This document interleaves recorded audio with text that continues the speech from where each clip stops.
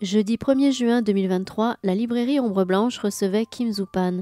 Avant de se consacrer totalement à l'écriture, Kim Zupan fut pendant 25 ans charpentier, fondeur, professionnel du rodéo, pêcheur de saumon en Alaska et réparateur d'avions à réaction, et a enseigné la menuiserie à l'université de Missoula dans le Montana, d'où il est originaire.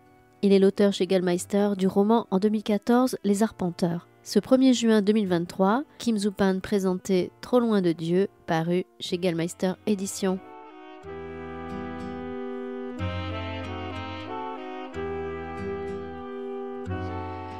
Bonsoir et merci, on n'est pas très nombreux, mais merci beaucoup à vous de vous être déplacés ce soir malgré toutes les complications. On est ravis d'être là avec vous, on est ravis de recevoir Kim Zupan et Louise qui travaille pour la maison d'édition Gallmeister qui le publie et qui va assurer ce soir la traduction. On peut faire ça de manière un peu plus informelle que d'habitude vu qu'on n'est pas très nombreux, donc si jamais vous avez des questions en cours de route, n'hésitez pas, voilà, vous levez la main ou peu importe, voilà.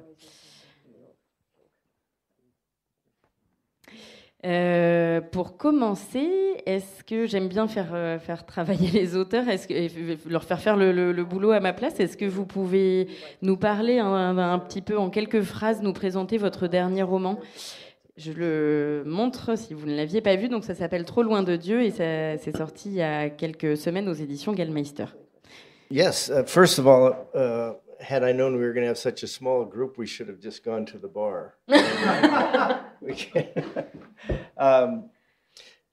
You'd think that after all this time, I would have the 30-second recap of the book square in my head. I don't, unfortunately, but the plot involves the main character and his friend who's been badly injured, and who he feels out of guilt he takes care of. And it's set in a very small town in Montana, in the western U.S. And at a certain point, a group of mysterious people move onto an abandoned ranch, and they begin to insinuate themselves into the town. And it's slowly revealed that these people are white supremacists. This is not unprecedented in the U.S. We've seen that before, unfortunately. And they begin to try and embrace the main character by hiring him to do work to augment his income. And he begins to be influenced by them and then slowly begins to realize that they're up to some very bad things.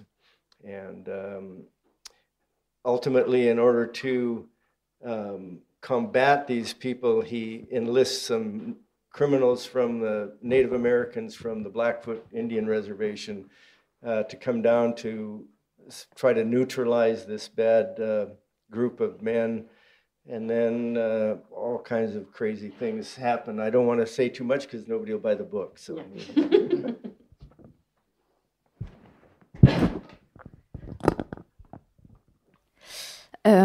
Après tout ce temps, je pensais pouvoir résumer ce livre en 30 secondes, parce que ça fait quand même un moment que j'en parle, mais bon, je réalise qu'en fait, toujours pas. Mais bon, c'est parti. Donc, on va suivre le personnage principal et son meilleur ami, qui en fait vont rencontrer plein de situations très compliquées. Ils habitent dans un petit village dans l'ouest des États-Unis. Et en fait, il va y avoir un groupe de personnes mystérieuses qui vont arriver et qui vont s'installer dans un ranch abandonné. Et donc voilà, ils vont petit à petit prendre place dans ce village. Et puis, le temps passant, en fait, les personnages principaux vont se rendre compte que ce sont des suprémacistes blancs. Alors, c'est quelque chose qui n'est pas nouveau aux États-Unis. Hein, on a déjà eu cette situation avant. Mais donc, les suprémacistes blancs propose en fait au personnage principal de l'engager pour augmenter un petit peu son salaire. Et puis donc ce personnage petit à petit va se rendre compte que ces gens-là font des choses qui sont vraiment pas terribles. Et donc pour essayer de les faire partir en fait de son village, il va engager des criminels qui viennent de la réserve indienne juste à côté, la réserve Blackfoot. Et puis Excusez-moi. Je me perds dans mes notes. Et puis ensuite, il va arriver plein de choses vraiment folles en fait à tous ces personnages. Mais je ne veux pas en dire plus parce que j'ai pas envie de vous en révéler trop sur le sujet de ce livre. Merci pour cette petite présentation. Comment est né ce projet de roman? This novel has been in my head for over 25 years. At that time, so I should preface this by saying where I live, it's in a very beautiful mountain town, not very big, about the size of La Rochelle, I think. And one more beautiful spring morning, I went out to get my newspaper, and I saw another newspaper on the boulevard. So I went and got that, and as it turned out, it was a white supremacist newspaper that someone had delivered randomly in the neighborhood. And I was so shocked by that, to know that we were in proximity of such evil in this, very nice, seemingly innocent town. And I just, so the idea has been in my head for a long time. And maybe I'll let her. Are you sure? Okay. And so I wrote the first draft of this book over 25 years ago, and then I put it aside and I worked on the second book. But the idea was always in my head, and I finally came back to it. But what's truly horrifying is that that evil that was afoot in our neighborhood 25 years ago it's still going on. I mean, in other words, it's still in the news. It didn't go away. And I liken it to a disease that at times goes into remission, and then when the conditions are right, it rears its ugly head, and I think so. The book is timely now. It's easy to blame Trump, and that's probably why we're seeing the resurgence of these people. But I guess my point is that they've always been there, and sadly, they always will be. Alors en fait, ce livre, il est resté dans ma tête pendant quasiment 25 ans. Donc pour vous donner un petit peu de contexte, moi j'habite dans une petite ville dans la montagne, c'est à peu près grand comme La Rochelle. Et donc il y a 25 ans, un jour, je vais chercher le journal du jour et je tombe en fait sur un autre qui a aussi été distribué devant chez moi. Et je l'ouvre et je me rends compte qu'en fait, ce journal a été distribué à l'initiative d'un groupe de suprémacistes blancs. Et donc j'étais vraiment choquée parce que je me suis rendu compte que ces gens-là, ce groupe diabolique, était en fait juste à côté de chez moi. Ils étaient extrêmement proches. Et donc voilà, ces gens, en fait, ils sont là depuis très longtemps. Et donc ce livre, j'ai d'abord écrit une première version, un premier brouillon. Et puis je l'ai mis de côté, j'ai commencé à écrire mon second livre, qui est donc sorti en premier, suite à ça. Et puis je l'ai gardé en tête. Et j'y suis retournée, j'ai recommencé une version. Et parce qu'en fait, je restais profondément horrifiée de savoir que le démon était toujours là. C'est-à-dire qu'ils étaient toujours dans l'actualité, on les voyait revenir, et c'est un petit peu le même schéma qu'avec une maladie. C'est-à-dire que parfois, il y a des périodes de rémission, et puis dès que en fait, tout est en place, elle revient petit à petit et elle prend davantage de place qu'avant. Ce serait trop facile de dire que c'est la faute de Trump, tout ça, parce qu'en fait, de mon vécu, j'ai pu me rendre compte qu'ils sont toujours là, ils ont toujours été là. Et est-ce que, alors vous parlez de la stupeur et de la surprise que vous avez eue en découvrant ça. Est-ce que la surprise vient du fait que dans le nord des États-Unis, on s'attend un peu moins à ça que dans le sud? Je pense à un de vos personnages qui dit à un moment à un autre enfin, c'est pas possible, on n'est pas en Alabama ici, par exemple. In fact, no, and I'll explain. Because it's what's happened in the U.S., and this is a very disturbing development for us. that the northwestern U.S., where we live, Montana, northern Idaho, parts of Washington, have become known to the Aryan Nationites and white supremacists as in fact, they call it the American Redoubt or American Fortress. So what's happening is these people are moving from Alabama and the Deep South and coming to the West because they think that they can move freely. It's very wide open spaces, very few people. Montana, in fact, is the size of France and has a population of 1 million people. And population of France is 70 plus million, I think. So it gives you an idea just how open it is. And so these people come here where they feel there's a laissez-faire attitude, that live and let live, and they have the room to do what they want. So tragically, what we're seeing is this very pristine country where we live is attracting this very vile element, and it's true. When I was growing up, you know, it was the Deep South where the racists were, and that's where it was a problem that would never reach us, never happen. And now, tragically, you know, we have them in our backyard. Non, en fait, je vais m'expliquer là-dessus, mais en fait, aux États-Unis, il y a quelque chose d'assez déconcertant qui arrive depuis quelques années. En fait, dans le nord-ouest des États-Unis, proche de Washington, c'est un espace qui est connu par les suprémacistes blancs. Et les groupes qui y ressemblent, en fait, on la surnomme la forteresse américaine. Parce qu'en fait, c'est un endroit où on est très libre, il y a énormément d'espace, les gens se connaissent mais se laissent beaucoup de liberté les uns les autres, et donc on va venir là-bas pour cette impression de liberté. Pour vous donner une idée, le Montana, c'est grand comme la France, et en tout, on a 1 million d'habitants. Donc ça vous laisse un petit peu une idée en fait d'à quel point on a beaucoup d'espace et donc la possibilité de s'approprier beaucoup d'endroits. Donc justement cette impression de liberté et cette possibilité de laisser les gens faire ce qu'ils veulent, c'est assez tragique, mais ça attire cet élément viral dans la société.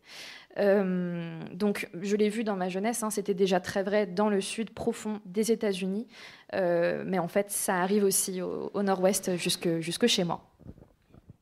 If I could add one more thing, and we talked about this at an event last night, in American literature, and I don't necessarily think this is true in French literature, but there was a common trope or theme in the earliest days of American literature that developed in which the city was bad and the country was good.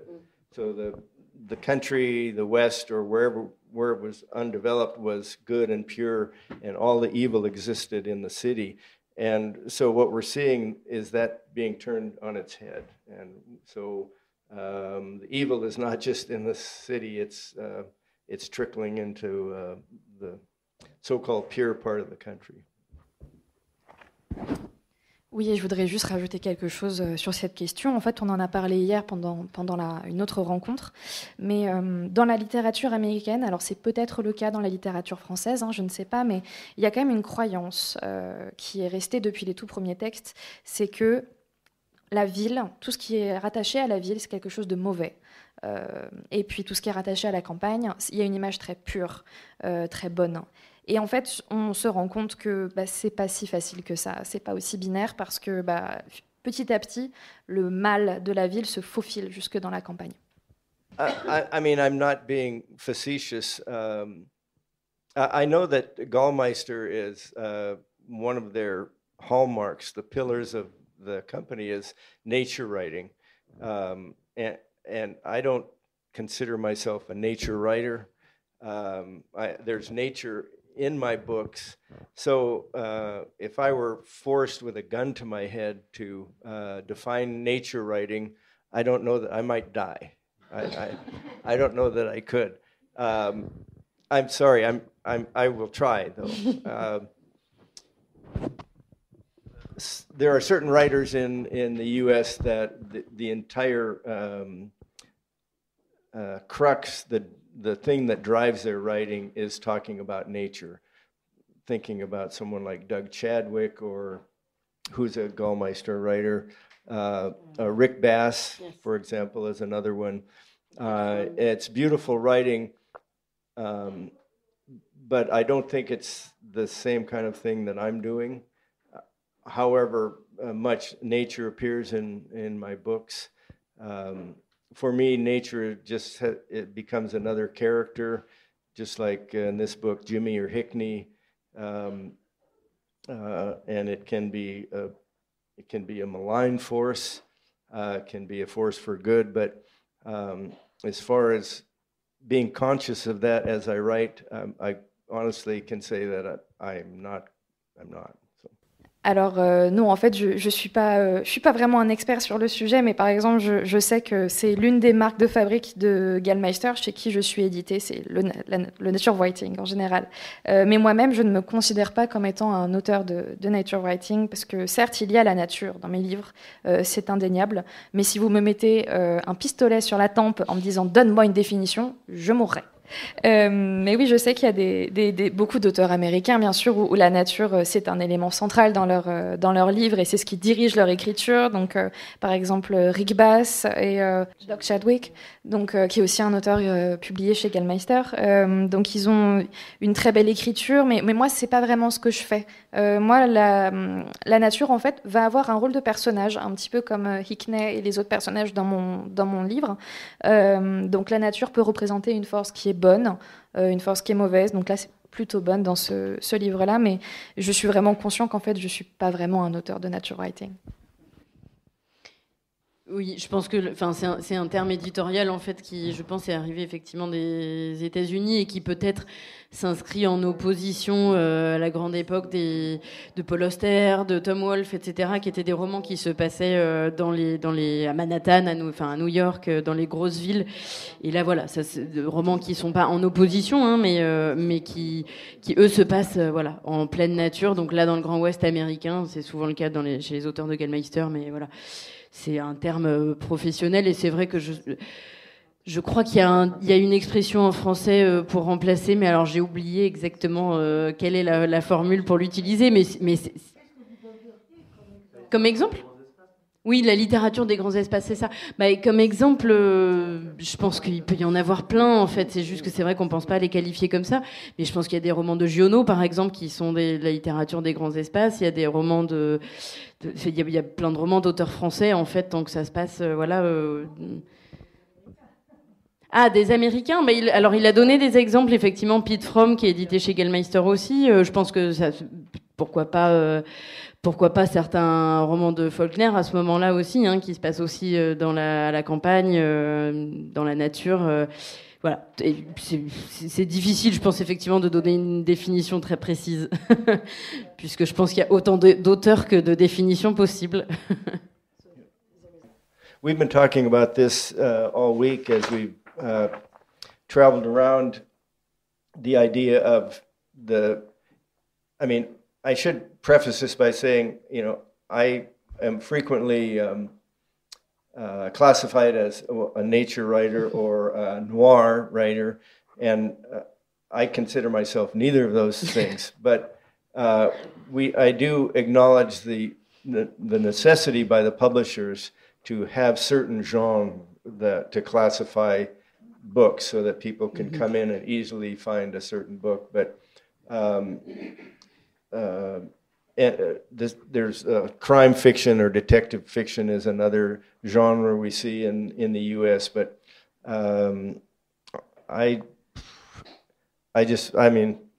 don't know where I fit. I don't think I fit in any of those, but I don't know.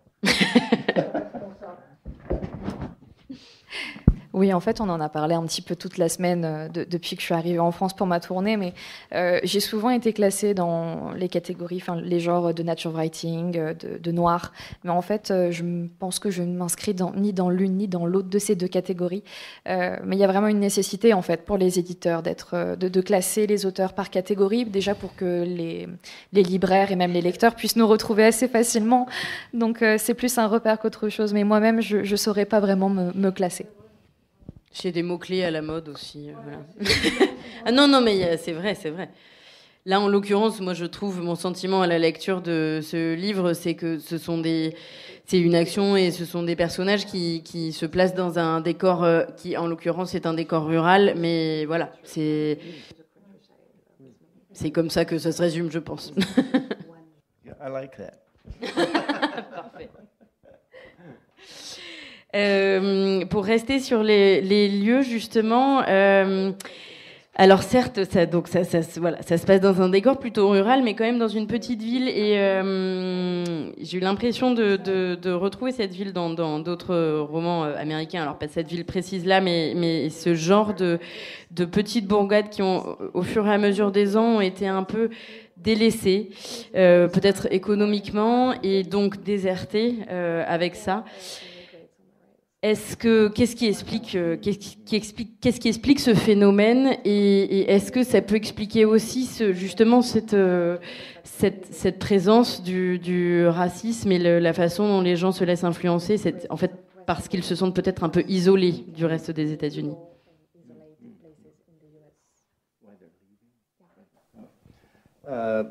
Excellent question, and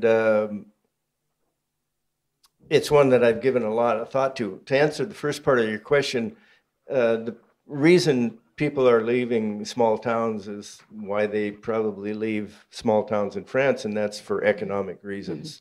There's just not much going on.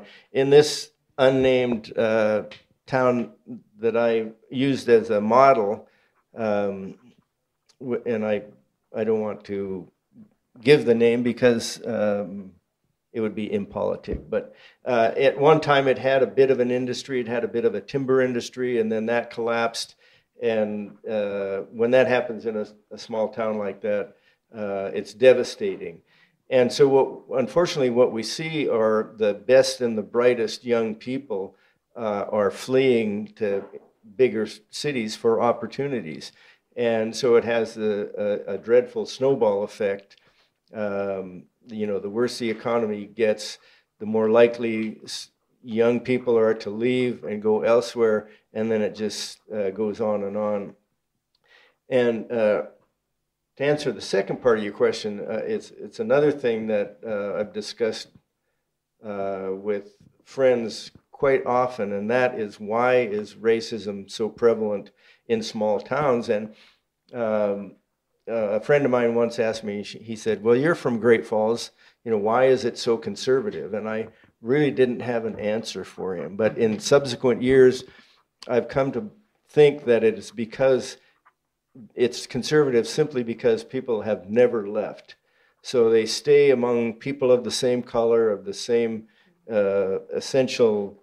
doing the same essential kind of work, and they've never met a black person, they've never met a brown person, they've never met a gay person, and so they come to fear anything that's different, and so it's kind of self-perpetuating, and we see this all across the U.S., not just in my state, I think.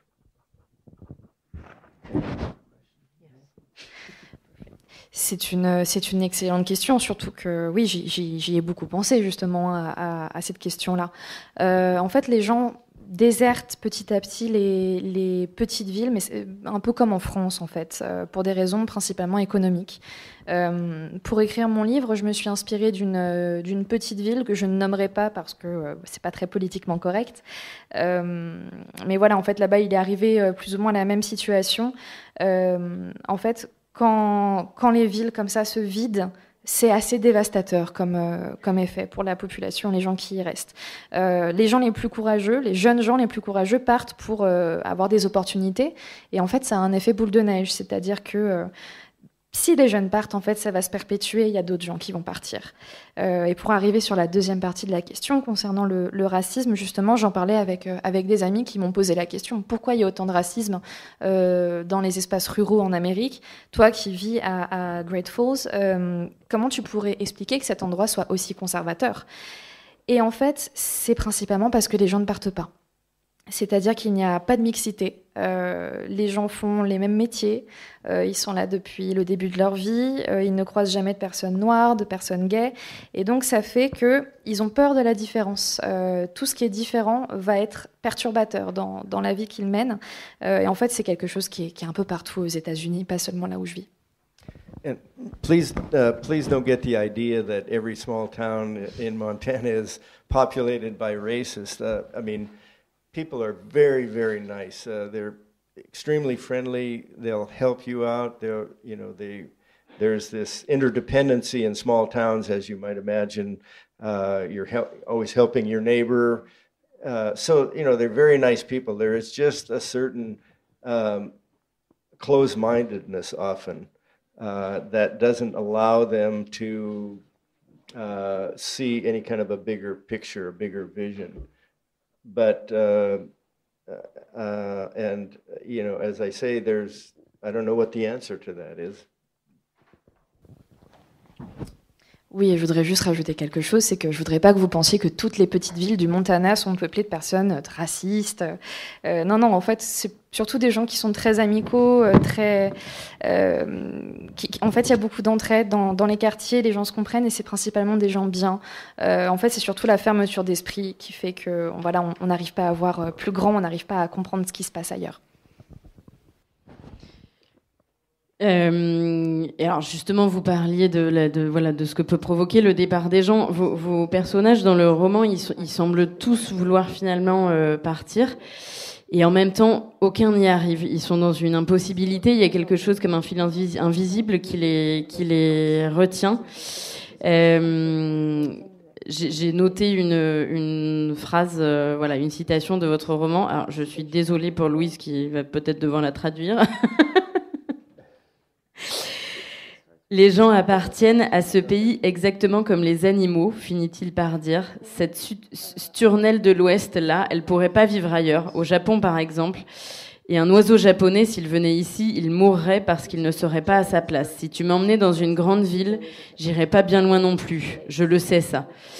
Si vous pouvez commenter, qu'est-ce qui fait que vos personnages, justement, n'arrivent jamais à se déraciner? What we see with the character Hickney, for example. Well, I should begin by saying that the other night we talked about how where you come from becomes so much a part of who you are. It's almost inseparable. So, for example, the example I used last night, if you're from Marmande, it's the greatest place on earth. And if you're from, Great Falls, Montana, it's the greatest place on earth. It's almost in your genetic makeup. And I think with the character Hickney, who did try to make an escape by joining the military, he went away. But there are some things that draw you back. The geography, for one thing. I mean, I'm very, very attached to the landscape where I'm from. I can't imagine living anywhere else for very long. Although Toulouse is very nice. And so there is that almost genetic umbilical cord that draws us back, even in the face of, hard economic times. And of course, there's always family and friends that attach you to a place. And it's hard to establish escape velocity, where you can finally break through, free of this orbit. And some people affect it, and other people choose not to. In Hickney's case, it's just so much of who he is. Even though he comes back to do this perfectly abysmal work to stay alive, it's who he is. Oui, pour répondre à cette question, on peut prendre l'exemple du personnage d'Hickney. En fait, hier, on en a parlé lors d'une autre rencontre. C'est à quel point, là d'où on vient, c'est inséparable, presque inséparable, de la personne qu'on devient et qu'on est. Par exemple, donc hier, on était à Marmande. Eh bien, à Marmande, pour les personnes qui habitent là-bas, c'est le meilleur endroit au monde. Je viens de Great Falls, pour moi, c'est le meilleur endroit au monde. Et donc, Hickney, dans le roman, il essaie de s'échapper. en s'engageant dans l'armée. Et puis en fait, quelque chose va le ramener. Et ça peut par exemple être dû à la géographie. Moi par exemple, je suis très attachée au territoire d'où je viens, même si Toulouse, c'est aussi très bien. Mais ça peut être plein de choses. Ça peut être aussi des raisons économiques, ça peut être les amis, ça peut être la famille qui nous rattache à la terre, notre terre d'origine. Et donc c'est effectivement très difficile en fait de sortir de ce mouvement, de réussir à sortir de l'orbite qui nous rattache à un endroit précis. Et donc, ça fait partie d'Ickney aussi dans ce livre. Oui. Je voulais dire, j'ai été dans le Montana il y a 45 ans. Donc ça peut être changé. Je voudrais dire, je venais de traverser le Canada pour ensuite traverser les États-Unis du Nord. C'est une beauté à vous couper le souffle. Je comprends que les gens qui sont de là, ils restent.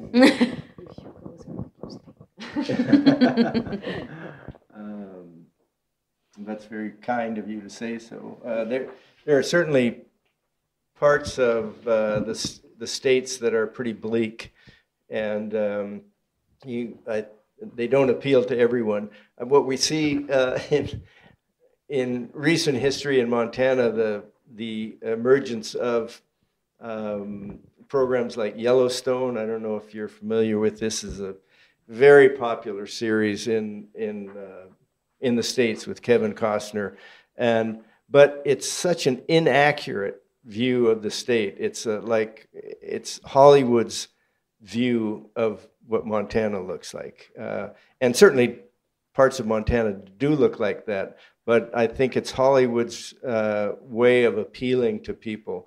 Whereas if you were to go, for example, to where the novel is set, we find it beautiful, but it's not Hollywood beautiful. But thank you for saying that. I mean, as I say, there are parts of the state that, to some eyes, look very bleak and dismal, but to other eyes, they're this paradise. Bah merci beaucoup. En tout cas, c'est extrêmement gentil de le souligner. C'est un endroit qui est quand même très à l'écart. C'est pas pour tout le monde. Il y a quelque chose, par exemple, qui décrit le Montana. Il y a une série donc s'appelle les Yellowstones. C'est assez connu aux États-Unis. Il y a Kevin Costner dedans. Ça vient d'Hollywood. Et en fait, vraiment, ça va venir décrire le Montana, mais c'est vraiment avec la vision d'Hollywood. Or, le Montana, c'est pas vraiment ça. En faisant ça, ils ont essayé de plaire aux gens, de donner quelque chose de très détaché, de très rural. Or, c'est très beau, mais pas de cette manière-là. Et donc, merci beaucoup de le voir avec ce regard-là, justement, parce que c'est vraiment un espace, certes, qui est pas pour tout le monde, mais d'une certaine manière, c'est aussi comme un paradis. C'est un espace qui est très bien mis en mots et en valeur dans le roman, même si c'est un espace qui peut paraître parfois un peu dangereux, puisqu'on y trouve quand même des corps d'animaux et des corps d'humains. Mais voilà, mais c'est vrai que ça donne quand même aussi une très belle image de ce que doivent être les paysages du Montana et la lumière notamment. C'est un roman qui parle des paysages, mais qui parle aussi beaucoup des humains. Et tout à l'heure, on parlait du terme nature writing. Et moi, j'ai toujours l'impression que quand on évoque ce terme-là, on a l'impression que c'est quelqu'un qui est tout seul en train de pêcher dans un ruisseau pendant tout le livre. Là, on est très loin de ça parce que justement, il y a beaucoup de personnages qui peuplent ce roman. Deux personnages principaux qui sont Hickney et Jimmy, mais d'autres aussi qui gravitent autour. Et je trouve j'ai l'impression qu'il y a énormément eu de travail autour de ces personnages parce qu'ils sont très complexes et très incarnés. Et j'aurais aimé savoir d'où ils étaient nés, ces personnages. The Hickney and Jimmy characters, of course, they were the genesis, the seed for the book. The subsequent characters just seemed to fall in place naturally and came of necessity.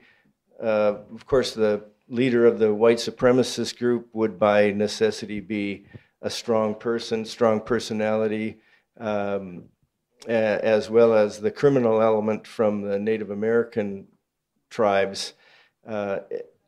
This sounds a bit cliche and melodramatic, but I think to some degree it's true to say that a harsh landscape demands or creates strong personalities and strong characters, just as a way to survive the kind of elements and the difficult lifestyle. So, that sounds a bit Hollywood, but I think it is in fact true. And then some of the lesser characters who are in Hickney's orbit are men, particularly. I will admit, somewhat embarrassingly, that there aren't a lot of female characters in the book, but the characters, the lesser characters in Hickney's orbit, because he didn't really have a father, they've become his father figures. At the risk of sounding like a Greek tragedy, they've become his father figures, and as a result, he has this deep affection for these older men in the town. Oui, en fait, les personnages de Hickney et Jimmy, c'est un peu la genèse de ce livre, la graine qui a donné naissance à ce livre. Et en fait, le reste, les autres personnages, les endroits, ça a suivi assez naturellement. Par exemple, on va voir les personnages, les suprémacistes blancs, les criminels de la tribu proche du village. C'est des personnages qui ont beaucoup de personnalité, justement, beaucoup de caractère. Mais je voulais pas que ça résume ce livre, parce que justement, je trouve ça un petit peu cliché, que lorsqu'on a un récit qui se passe dans la nature, dans les grands espaces, on se sent obligé de donner beaucoup de personnalité et de caractère à nos personnages. Ça, c'est une vision très hollywoodienne, de devoir fonctionner comme ça pour survivre. Et je suis un petit peu embarrassée parce que il y a quelques femmes dans ce livre, mais en fait ce qui va quand même beaucoup mener l'histoire, c'est la figure du père, c'est-à-dire que Hickney, il y a quelque chose d'assez tragique qui va faire qu'il a un rapport à son père qui est très complexe, et donc c'est ce qui va le faire s'attacher énormément à des hommes plus vieux. Donc c'est aussi beaucoup de personnages comme ça en fait qui gravitent autour de Hickney et Jimmy. Et alors, il y a quelque chose qui relie de manière évidente vos deux romans, puisque là, c'est le deuxième roman qui a été traduit en français. Le premier s'appelait Les Arpenteurs, il est sorti il y a un peu moins d'une dizaine d'années. C'est que les deux romans ont pour socle justement un duo de personnages et qui sont liés par une amitié qui mène vraiment qui mène tout le roman. Qu'est-ce qui vous intéresse dans ce lien particulier? The idea of male friendships is a very complicated one, particularly in the West, where there's this whole machismo attitude. So in a way, it's difficult to have close male friends in the West. I mean, I've got a lot of them, and I'm very fortunate. But it's affection. You can't show affection. It's taboo. So there's this somewhat rigid protocol on how you're friends in the West. It doesn't mean that you're any less of a friend, but it's a very strange, and many of my friends would object to me saying this, but it's a very strange arrangement.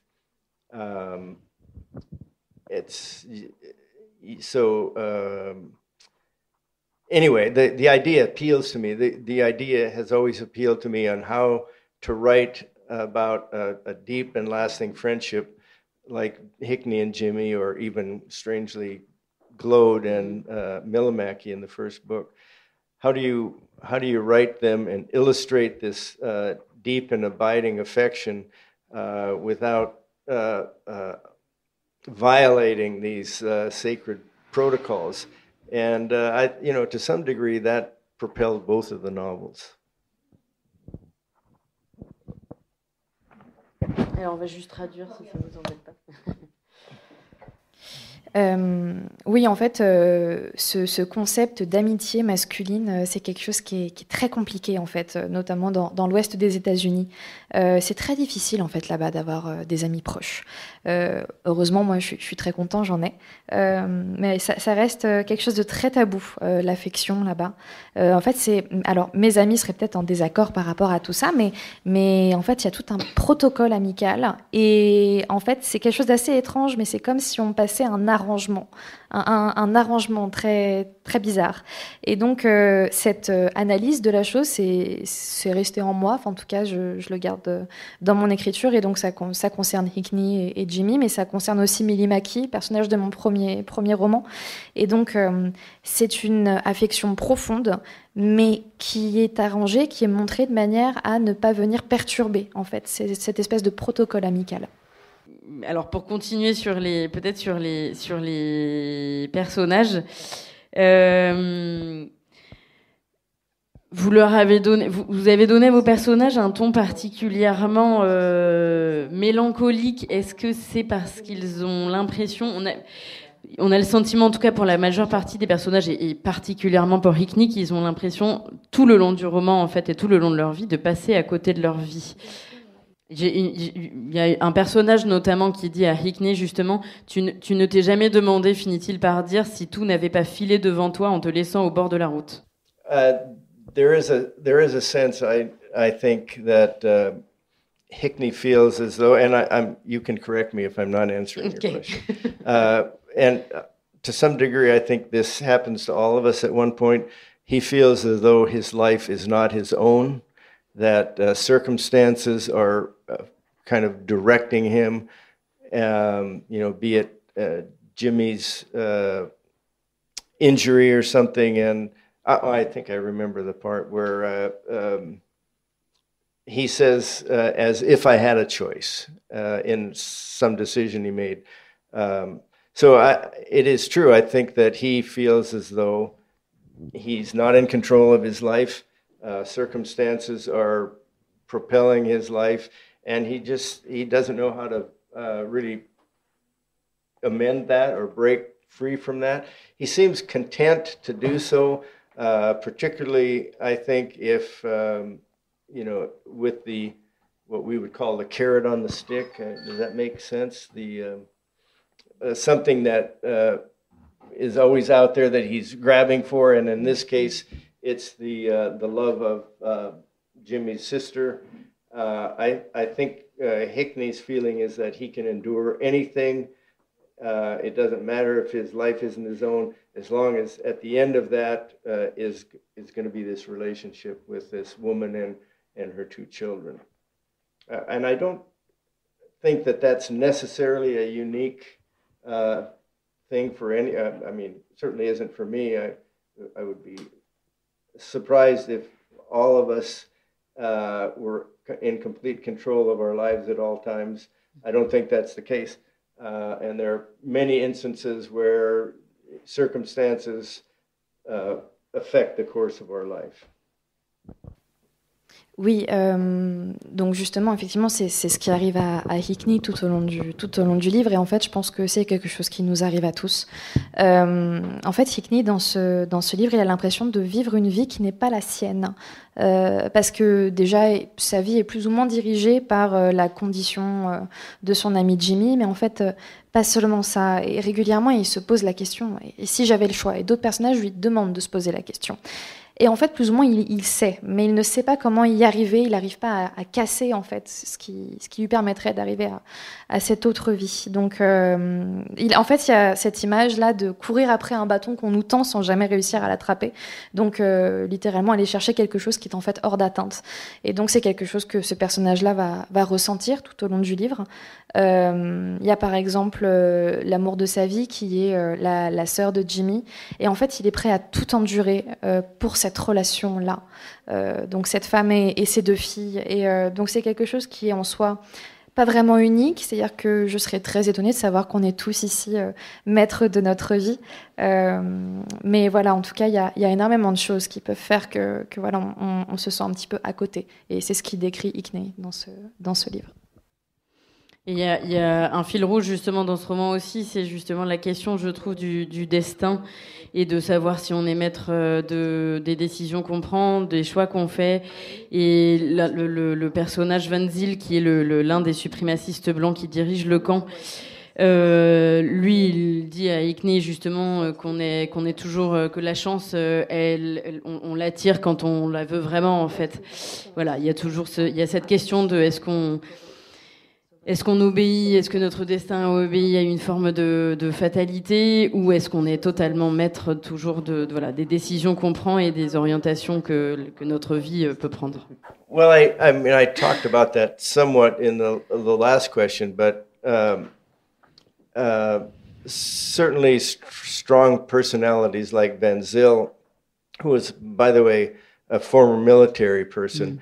I think those kind of people think that God damn it, they are in charge of their destiny, and no one's going to sway them from that. And yet there are other characters like Hickney that's a little unsure. The Native American character, Eddie Horn, is another very strong personality who, even though he ended up in prison, would like to believe of himself that he was in charge of his destiny. And so that is a bit of a common theme. And you know, I think Hickney is convinced that he is not in charge of his destiny, but near the end, when the things he holds most dear, his friend and the woman that he loves, I think it's only then that he is forced into trying to take charge of his own destiny. Previously, I think he was just kind of going along like a rudderless boat. But then when things were threatened, the things he cared about were threatened, it was only then that he became what the term I've used is a reluctant hero. Oui, c'est quelque chose dont j'ai beaucoup parlé, mais en fait, il y a des personnalités fortes dans ce livre. Par exemple, il y a le personnage de Van Zyl, qui est le leader des suprémacistes blancs, qui en fait vient du monde militaire. Et on peut dire que ce personnage-là, par exemple, parce qu'il a une personnalité très forte, il est maître de son destin. Hickney, dans ce livre, il est moins sûr de lui, donc c'est pas vraiment comme ça qu'on pourrait le décrire. Il y a aussi le personnage d'Eddie, par exemple, qui a fait de la prison. Pareil, en fait, il a aussi une personnalité très très forte, et donc on peut aussi dire qu'il est maître de son destin. Pour Hickney, en fait, c'est quelqu'un qui n'est pas très sûr de lui. Mais en fait, ses amis, l'affection qu'il a aussi pour la sœur de Jimmy, c'est des choses qui vont faire qu'il est obligé de prendre son destin en main. Et c'est ce qui va faire qu'il va se dépasser. Donc on peut dire en soi que c'est un héros malgré lui. Ce roman, il parle aussi de la culpabilité, de la rédemption. Ce sont des thèmes aussi très bibliques. Est-ce que vous pourriez nous parler un petit peu du rôle et de la place de la religion dans ce roman, qui est aussi présente dans la traduction en français du titre, voilà, qui est aussi finalement dans le titre anglais, puisque je crois que c'est The Butcher's Saint ou quelque chose comme ça. Donc il y a aussi une idée. Coincidentally, Janet and Louise and I were talking about that just earlier. I went to 12 years of Catholic school, and so despite that, it's become a part of who I am, and we feel this. So I've tried to, consciously or not, this feeling came out through Hickney. He's and this partly refers back to the title. He's having a internal battle with his feelings about God. And in fact, I was just reading something about the Cathars who are from, this area, right? The Cathars? Yes. Who one of the reasons they split from the church was because they believed in two gods, a God of evil and a God of good. And Hickney, I think, is having a kind of a Cathar-like inner turmoil, because he doesn't necessarily believe in God, yet at the same time he feels this kind of usually a malign force, that is affecting his life. So that's part of, I think, where the title comes from. It's not only that many of these characters, by their evil nature, are too far from God. That's a very simple explanation, but moreover, and I think more subtly, is Hickney's battle with the idea of God. And is there a God? And if there is a God, why is he so cruel? And I might note at this time that the reason that this title isn't used in the U.S. is because my agent, this is how crazy things have become in America. My agent thought that the word God was too controversial, that it would engender, strong reaction from the right or the left or something, that it was just too much of what we would call a hot potato issue, which is insane. But this was my first title, and it's my favorite title. But the way the publishing industry is in the States, it's probably not going to fly there. Oui, c'est assez drôle parce qu'en fait, on en parlait un peu plus tôt aujourd'hui avec Janet, ma compagne, et Louise. En fait, j'ai fait 12 ans d'école catholique et donc ça fait partie de moi, en fait, cette culture. Et donc, inconsciemment ou pas, je voulais en fait faire en sorte que Hickney, dans ce livre, se débatte avec l'idée, la notion de Dieu. Oui, donc il y a l'Église, les cathares, en fait, qui croient en deux dieux. Donc, il y a le Dieu du bien et le Dieu du mal. Et donc, en fait, dans ce roman, Hickney, il ne croit pas particulièrement en Dieu, mais ni même qu'il y ait une force particulière qui dirige sa vie, ou en tout cas, il se pose la question. Mais donc, dans ce titre, en fait, Trop loin de Dieu, on peut le comprendre de deux manières différentes. D'un côté, on peut dire que ce sont littéralement des personnes qui sont trop mauvaises pour être proches de Dieu, donc trop loin de Dieu. Et il y a aussi tout simplement le fait que Hickney, dedans, se débatte avec l'idée de Dieu, c'est-à-dire pourquoi est-il si cruel, par exemple, ce genre de questionnement. Et donc aux États-Unis, je n'ai pas le même titre pour ce livre. Voilà, c'est un fait qui est assez incroyable. Mais donc j'ai proposé ce titre-là, en fait, Trop loin de Dieu, à mon agent, et qui m'a dit qu'en fait le mot Dieu dans le livre, c'était pas possible parce que c'était trop controversé. Il y allait avoir en fait une levée de bouclier, soit de la droite, soit de la gauche, mais il y allait avoir en fait une communauté qui allait mal réagir à ce terme-là. Donc ça reste quand même ma version préférée du livre, vu que c'est celle que j'ai proposée d'abord. Mais je pense pas que ça puisse arriver en fait aux États-Unis d'avoir le mot Dieu dans un titre de livre. Merci pour cette réponse assez éclairante. On va pas tarder à clore mes questions en tout cas. Mais j'ai juste encore quand même une ou deux questions sur votre rapport à l'écriture, puisque alors, la première question, c'est que je trouve que dans votre livre, on a l'impression, c'est très imagé, il y a beaucoup de descriptions, de très très belles métaphores également, et on a l'impression de voir des tableaux. Donc je me demandais si c'était aussi comme ça que vous les représentiez dans votre tête, ces scènes justement avant de les écrire. Well, yes, I do, as a matter of fact. I was talking earlier this week about the very glacial pace of my writing, so it takes me a long time to write. And part of the reason for that is I probably spend an undue amount of time looking for le mot jeu, and it becomes somewhat obsessive at times. But I do think there, in describing something, there is one way for it to be done for me, and it is. As though applying something with a brush. In fact, in the first book, I can remember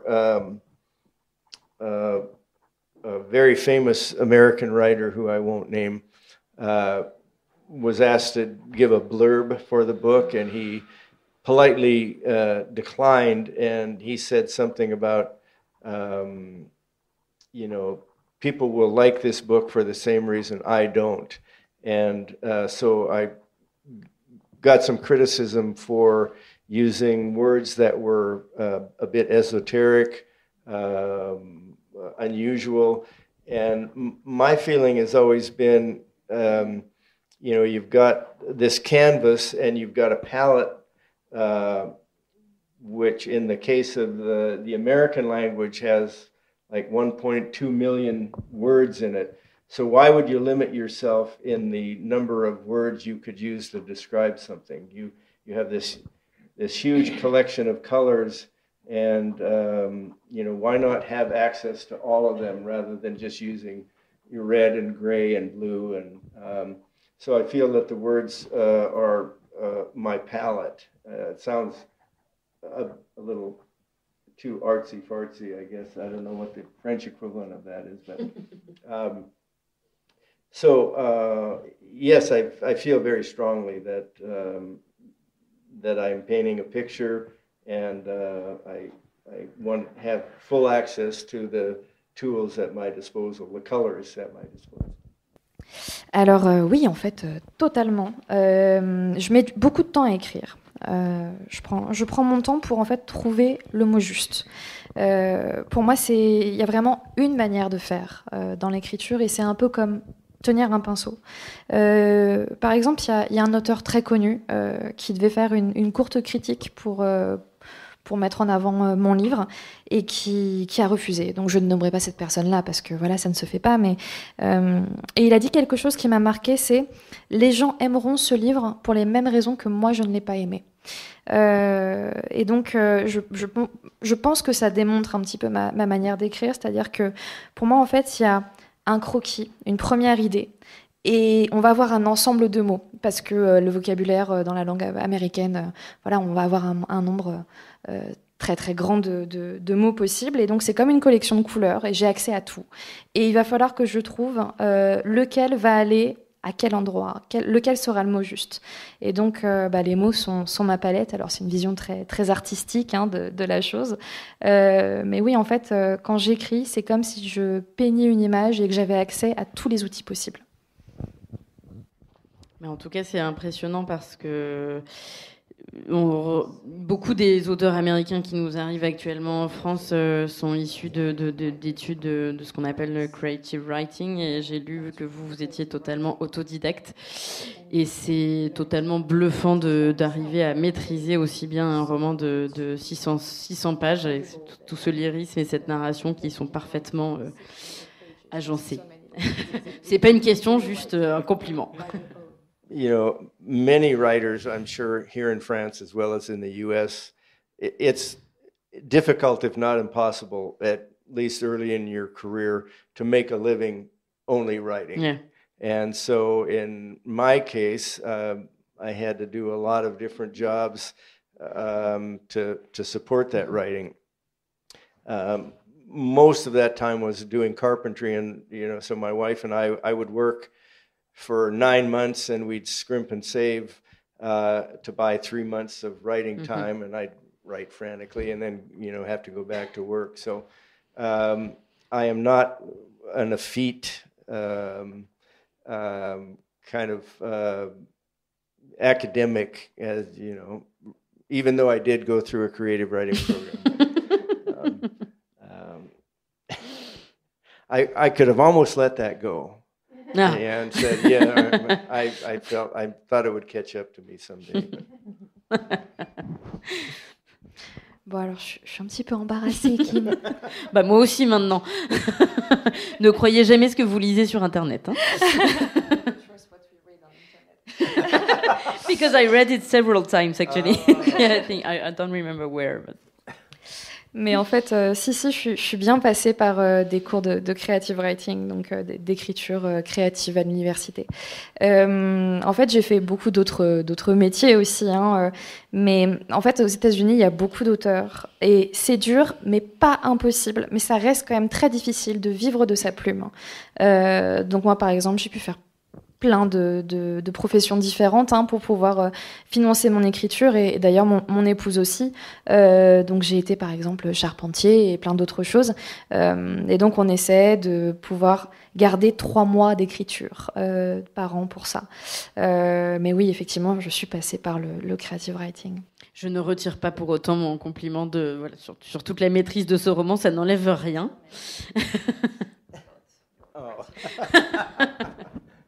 Merci beaucoup. Et j'ai juste une dernière question. Comme visiblement, vous écrivez très lentement. Est-ce que vous avez déjà commencé un nouveau projet de roman qu'on aura peut-être la chance de pouvoir lire dans une dizaine d'années?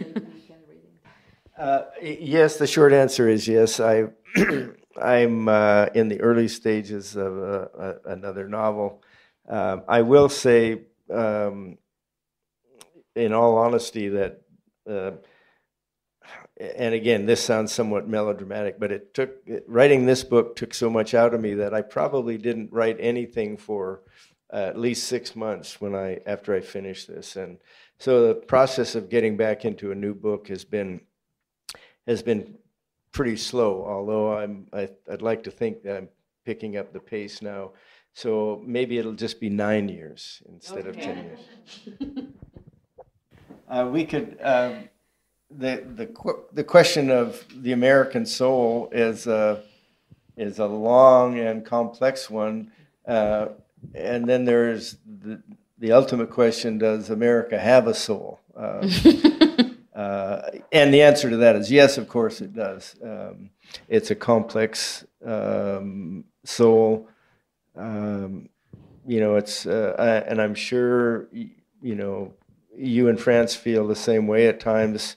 For example, when there's a strike and you can't take the bus to,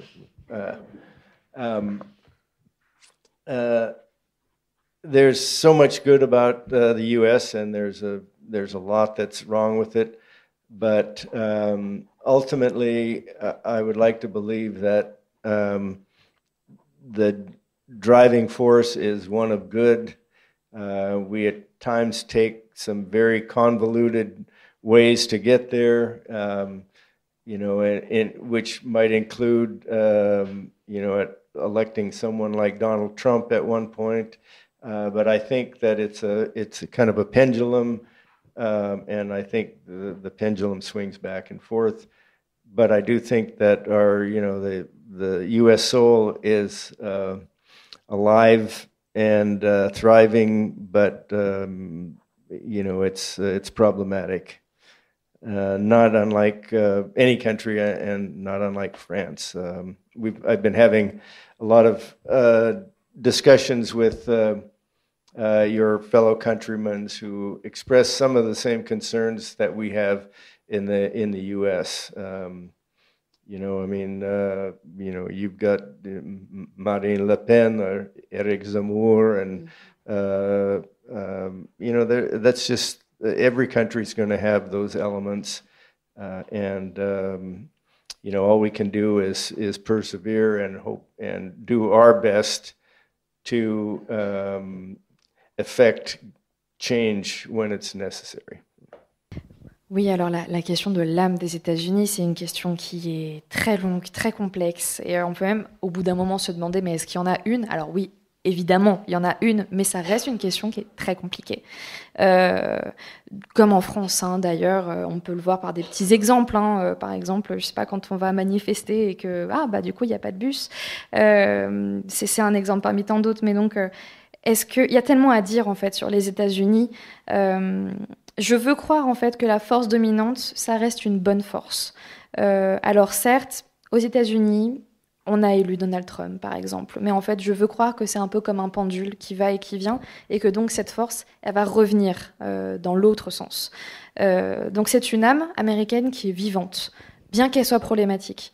Et pour moi, c'est quelque chose en fait qui a aussi lieu dans d'autres pays. J'en parlais avec certains de vos comparses d'autres soirs, mais ici, on parle beaucoup de Marine Le Pen, d'Éric Zemmour, et en fait, j'ai l'impression que c'est un peu la même chose partout. Et pour moi, il faut juste persévérer et faire de notre mieux pour qu'en fait, ce changement, il vienne de nous. Merci. Eh bien, merci pour ce soir et merci pour cette rencontre et d'avoir répondu à nos questions. Et voilà. Et si jamais vous voulez faire signer vos livres à Hakim, voilà, je pense qu'il sera disposé à faire quelques dédicaces. Vous pourrez retrouver les 2 livres là-bas à disposition si vous ne les avez pas déjà. Merci beaucoup. Merci. Le plaisir est à tout à moi. Vous venez d'entendre l'auteur américain Kim Zupan à la librairie Ombre Blanche le 1er juin 2023 à l'occasion de la parution aux éditions Gallmeister de son roman Trop loin de Dieu, traduit en français par François Happ. Réalisation et mise en onde de cette rencontre, Radio en collaboration avec Radio Plus et Radio Terre.